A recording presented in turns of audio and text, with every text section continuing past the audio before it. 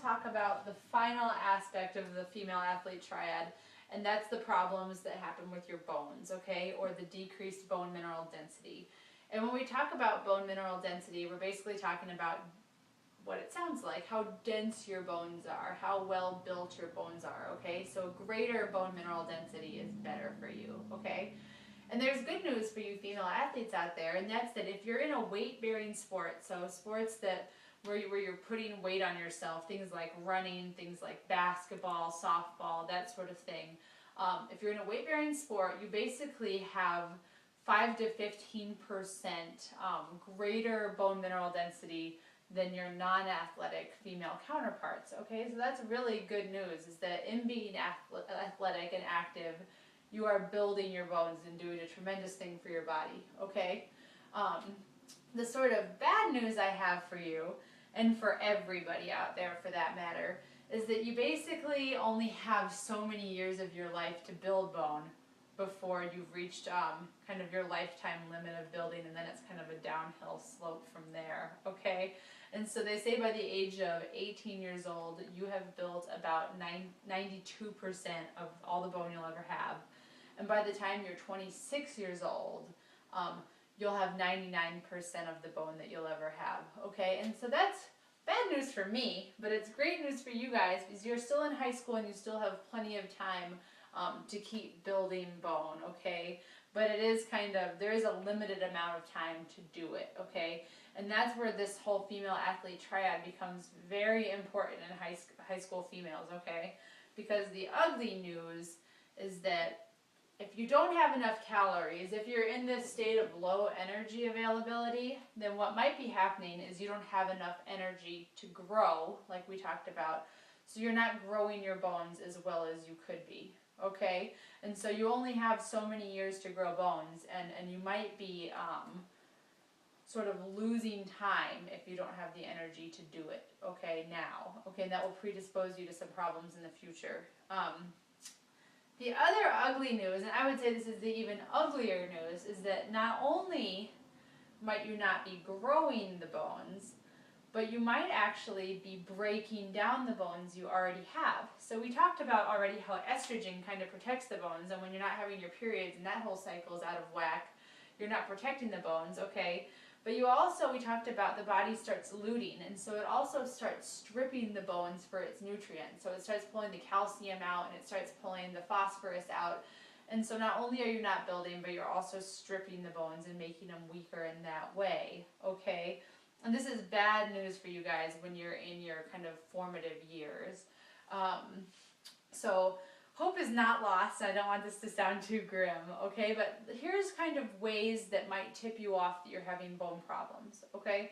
So the first thing is what we already talked about, and that's the amenorrhea or absence of periods, okay? So in one study, what they found was that for every missed period, it correlated with more and more, lower and lower bone density, okay? So the more periods you missed, the lower your bone density tended to be. Okay, there was a pretty strong correlation there. So that's one way you might know you're having a problem with your bone. If you're missing periods or having problems with your periods, you should be thinking about your bones as well.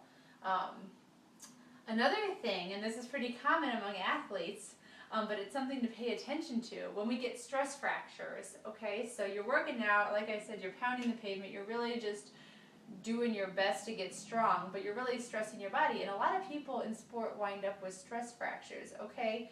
And so we tend to think of it as something we're doing to ourselves or ways we're injuring ourselves, but I want you to think about it from a way that is your body predisposed to injury? So is decreased bone mass predisposing you to those injuries, okay? And so if you're somebody who's kind of chronically stress fractured, chronically having problems with athletic fractures, then you might stop and consider that maybe there's an underlying problem with the bone, okay?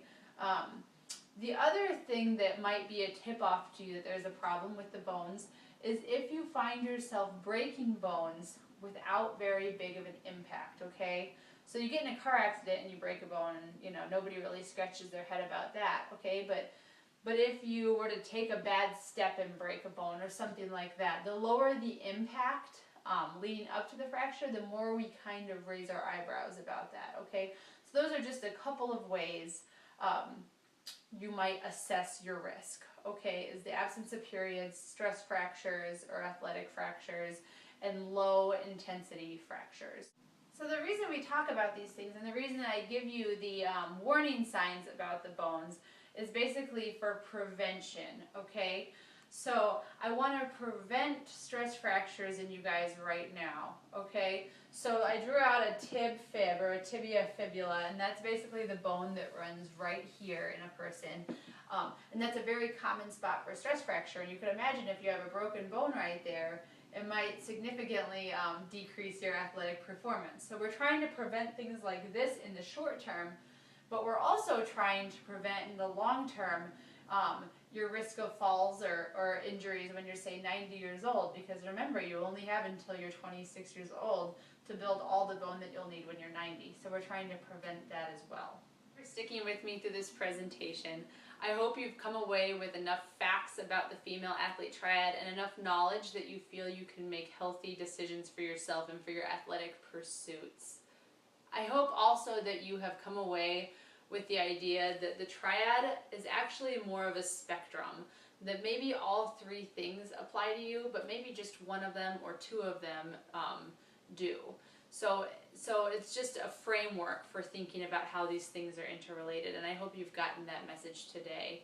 I also hope that you have the ability now to recognize these things as they might come up in your own lives. And if they do, I would encourage you to use the resources around you to help out. So you have trainers, coaches, teammates, parents, your physician or whoever your healthcare provider might be, who would all be willing to talk this over with you and come up with solutions for your life. Okay, so I hope that you'll consider that if any of the things we talked about rung true for you today. I want to encourage you all in your athletic pursuits to keep on keeping on with what you're doing. I know you'll be successful.